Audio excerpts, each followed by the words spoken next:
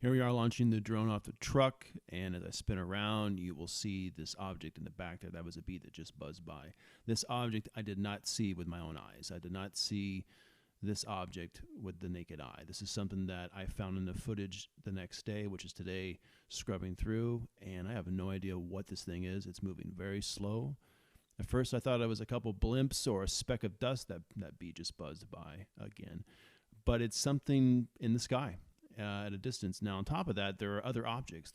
I know it's just a little speck, but I'll blow it up in a second, and you'll see it maneuver quite radically to the left even after it appears behind this other triangle object. So there it is, bam, and then watch it disappear, and then it'll come back and spin off to the left.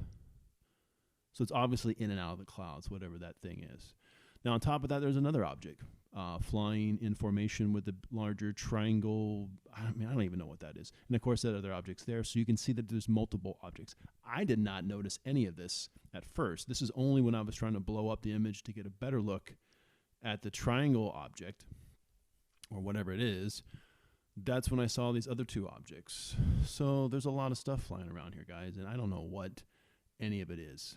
Okay, and it's not pixelations. These are objects, and it's creepy to me when you see more than just the original triangle. So there we go.